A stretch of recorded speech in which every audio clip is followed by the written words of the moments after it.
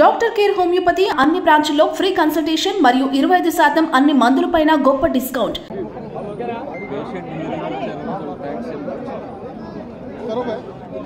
అందరికీ నమస్కారాలు. ఈరోజు నేను అదేవిధంగా జనసేన అధినేత పవన్ కళ్యాణ్ గారు ఎలక్షన్ కమిషన్ కలిసాం. అన్ని విషయాలు కూడా చాలా స్పష్టంగా వారికి ఎక్స్ప్లెయిన్ చేశాం. నా సుదీర్ఘ రాజకీయ చరిత్రలో కానీ పవన్ కళ్యాణ్ గారు కూడా రాజకీయాల్లోకి రావడమే కాకుండా రాజకీయాలను వాచ్ చేస్తూ ఉండడం కానీ ఇవన్నీ చూసిన తర్వాత ఎప్పుడూ జరగనటువంటి అరాచకాలు జరుగుతున్నాయి. ప్రజాస్వామ్యాన్ని అపహాస్యం చేసే పరిస్థితికి వస్తున్నారు. ఇంతవరకు మీరు చూస్తే కేసులు అయితే మా మీద విపరీతంగా బుక్ చేసి అంటే ఎక్కడ కూడా పనిచేయకుండా చేయడం కోసం రాజకీయ పార్టీల్ని రాజకీయ పార్టీల కార్యకర్తల్ని లేకుంటే అందులో పనిచేసే వ్యవస్థని మొత్తం సర్వనాశనం చేయాలి, నిర్వీర్యం చేయాలని ప్రయత్నం చేశారు. ఇప్పుడు ప్రజల్లో ఉండే తిరుగుబాటు చూసిన తర్వాత హోల్సేల్గా ఓటర్స్ అందరినీ మార్చేయడం, దొంగ ఓట్లు వేసుకోవడం ఇలాంటివి చేస్తే తప్ప సాధ్యం కాదనే కంక్లూజన్కి వచ్చారు. ఈరోజు ఒక ఎగ్జాంపుల్ ఇచ్చాం. ఒక్క చంద్రగిరిలో ఫామ్ 6 కింద 1,15,000 ఓట్లు ఇచ్చారు. దాంట్లో దగ్గర 33,000 ఓట్లు ఆమోదించారు. దాంట్లో వేరే నియోజకవర్గంలో విత్ ఎవిడెన్స్ అన్నీ కూడా మేము పెట్టాం. అన్నీ కూడా వారికి ఎక్స్ప్లెయిన్ చేశాను. అదే మరిగా స్టేట్ ఎలక్షన్ కమిషనర్ ఆ రోజు పడిన అవస్థ కానీ కడాన ఆయన డ్యూటీ కండక్ట్ చేయడానికి ఆయన విధి నిర్వహించడానికి సెంట్రల్ హోమ్ మినిస్టర్ని అడిగాడు ప్రొటెక్షన్ కోసం. కుటుంబాన్ని ఆయనకు సెక్యూరిటీ కావాలని అడిగే పరిస్థితి అవి కూడా ఇచ్చాం. ఫైనల్గా మేము రిక్వెస్ట్ చేసింది వారిని ఒకటే చెప్పాం, ఏదైతే ఎలక్షన్ డ్యూటీ కేసే ఆఫీసర్ని సెలక్షన్ ప్రాసెస్లో కాకుండా ఆల్ ఇండియా లెవెల్లో చేసే బెస్ట్ ప్రాక్టీసెస్లో ఎంపిక చేసుకోవాల్సిన అవసరం ఉంది. ఈరోజు సెలక్షన్ ప్రాసెస్ ఎందుకన్నానంటే ఆల్ ఇండియా లెవెల్లో టీచర్స్ని, గవర్నమెంట్ ఆఫీసర్స్ని, అనుభవం ఉండే వ్యక్తులు పెట్టుకుంటారు. వాళ్ళందరినీ లేదని చెప్పి మేము ఇవ్వలేమని గవర్నమెంట్ చెప్పి కడాన ఎన్నికలను అపహాస్యం చేసే విధంగా సచివాలయ స్టాఫ్తో వాళ్ళు కండక్ట్ చేయాలని ప్రయత్నం చేస్తున్నారు. అంటే ఇటీవల వీళ్ళు నామినేట్ చేసిన వ్యక్తులతో పెట్టుకొని వీళ్ళు చేసే అన్ని తప్పుడు పనులు వాళ్ళ దగ్గర చేయించాలని. అదే సమయంలో మీరు చూస్తే బిఎల్ఓలుగా అంటే బూత్ లెవెల్ చేసే ఎక్కడ కూడా ఒక్క మిస్టేక్ కూడా ఉండేది కాదు. That is their duty. దానిపైన చాలా స్పష్టంగా ఆదేశాలు కూడా ఉన్నాయి. ఎవరన్నా కానీ డ్యూటీ స్పష్టంగా చేయలేకపోతే వాళ్ళని యాక్షన్ తీసుకోవడం, ఇంక్రిమెంట్స్ కట్ చేయడం, ఉద్యోగాలు తీసేయడం అన్నీ ఉంటాయని భయపడిపోయేవాళ్ళు. ఈరోజు ఎవరు చేస్తున్నారంటే కడాన మహిళా పోలీస్ 2,600 మంది బిఎల్ఓని మహిళా పోలీసులు పెట్టేశారు. ఇది నాకు ఆశ్చర్యం వేస్తుంది. 83 నియోజకవర్గంలో మహిళా పోలీసుల్ని బిఎల్ఓకి పెడితే వాళ్ళకి మహిళా పోలీసులకు ఏం తెలుస్తుంది ఇవన్నీ అంటే? ఇంకొక పక్క వై ఏపీ నీడ్స్ జగన్ అని కలెక్టర్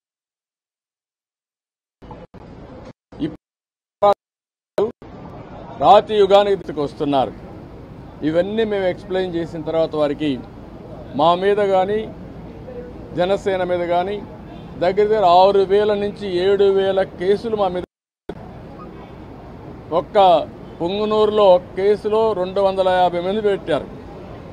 200 మంది పైన జైలుకు పోయి వచ్చారు. ఇప్పుడు బైండ్ ఓవర్ కేసులు పెడుతున్నారు. అంటే నీ మీద కేసు ఉంది, పోలీసు వాళ్ళు నోటీస్ ఇస్తారు, ఎంఆర్ఓ దగ్గర సరెండర్ కావాలి అంటే మళ్ళీ బెదిరించడం.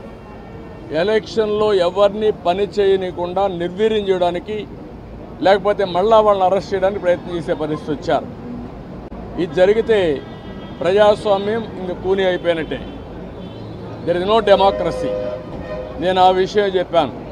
మొన్న తెలంగాణ ఎలక్షన్లో 1 డేలో ఎలక్షన్ లేదా అనే తెలియని విధంగా జరిగింది. అంత స్మూత్గా జరిగింది, ప్రాసెస్ కూడా పర్ఫెక్ట్గా జరిగింది. ఈరోజు ఆంధ్రప్రదేశ్లో అక్కడ ఇంత ఓటర్స్ ఎన్యూమరేషన్ ఫ్రాడ్ జరిగిందని, బిఎల్ఓలు తప్పులు చేశారని, టీచర్లు తీసేశారని ఎక్కడ కంప్లైంట్స్ లేవు. భారతదేశ చరిత్రలో ఫస్ట్ టైం ఇవన్నీ వస్తున్నాయి. మేమన్నీ డీటెయిల్డ్గా ఎక్స్ప్లెయిన్ చేశాం. ఓపికగా విన్నారు, చాలా ఫర్మ్గా కూడా చెప్పారు. మేము ప్రజాస్వామ్యాన్ని కాపాడడానికి అన్ని విధాల ప్రయత్నం చేస్తాం, ఎక్కడ కాంప్రమైజ్ కాం, రిజల్ట్స్ మీరే చూస్తారని హామీ ఇచ్చారు. వారు ఇచ్చిన హామీలో నేను ఒకటే అనుకుంటున్నాను, ఎలక్షన్ కమిషన్ అవసరమైతే సెంట్రల్ పోలీస్ అబ్జర్వర్స్ని పంపించాలి, సెపరేట్ సెల్ పెట్టాలి.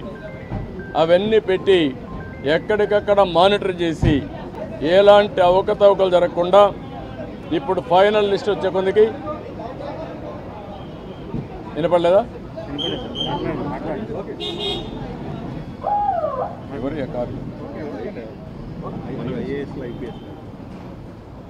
ఎప్పటికప్పుడు మానిటర్ చేయాల్సిన అవసరం ఉంది.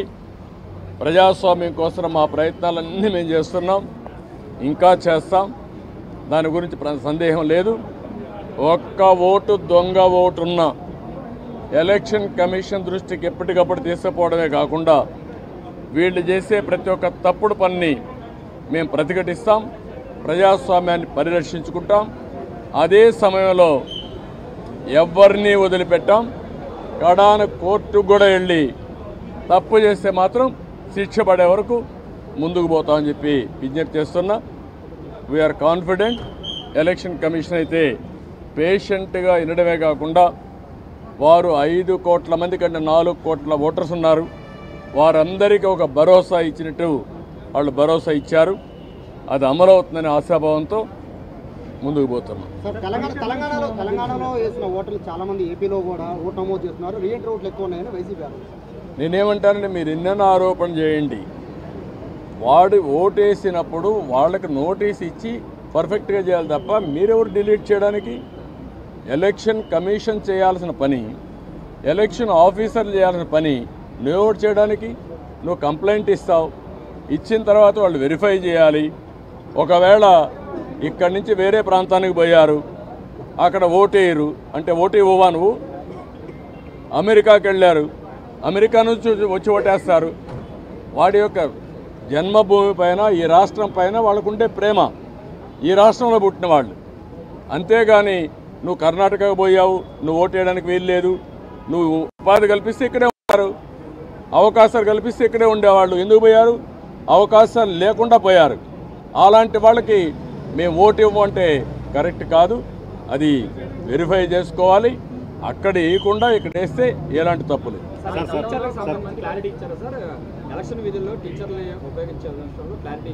నేను అన్నీ చెప్పిన తర్వాత వారు విన్నారు, చేస్తామనే విధంగా చెప్పారు. ఎట్టి పరిస్థితుల్లో సచివాలయ స్టాఫ్ వేయడం కరెక్ట్ కాదు. సెలక్షన్ ప్రాసెస్ కాదు, competitive best practices all over the country ఏవే చేస్తున్నారో అవే చేయాలి.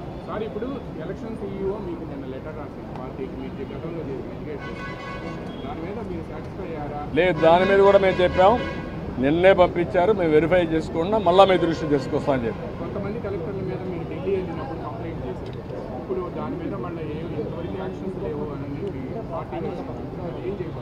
ఈరోజు కూడా మళ్ళీ మేము చెప్పాం, ప్రతి ఒక్క ఆఫీసర్ పైన మేము స్పెసిఫిక్ ఎవిడెన్స్ ఇచ్చాం.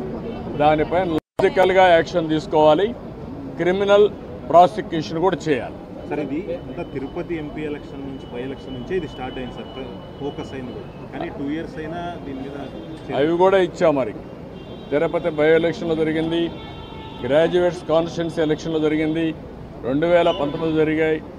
జరిగిన తర్వాత మీరు వీళ్ళు ఉన్నారు. నేను ఈ విషయం కూడా అది చెప్పింది, ఎలక్షన్ కమిషన్ అనేది ప్రాసిక్యూట్ చేయడానికి కూడా మీకు అధికారం ఉంది. ఇమీడియట్గా మీరు అవన్నీ చేస్తే భయపడతారు. సార్ గతంలో మొత్తం 1,30,000 వచ్చింది ఫామ్ 7 కానీ అన్ని, బట్ దాంట్లో 25,000 ఎన్నో యాక్సెప్ట్ చేశారండి. బట్ మిగతా వాటికి సంబంధించి ఈ రోజు వరకు యాక్షన్ లేదు అని చెప్పి అక్కడ నాని వాళ్ళు అమలు మీద దాని మీద ఏమైనా ఆ విషయం కూడా వారికి చెప్పాను. ఆయన అరెస్ట్ చేశారు.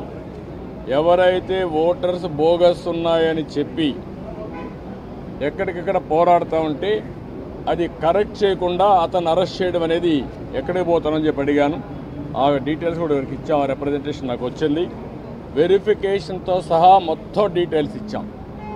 ఏ ఓటు ఎక్కడ వెరిఫై చేశారు, డూప్లికేషన్స్ ఎక్కడున్నాయి, సర్నేములు కానీ ఇవన్నీ, ఫోటోలు ఎక్కడున్నాయి, వేరే కాన్స్టిట్యూన్సీలు ఎక్కడున్నారు, ఆ డీటెయిల్స్ అని వారికి హ్యాండ్ ఓవర్ చేయడం.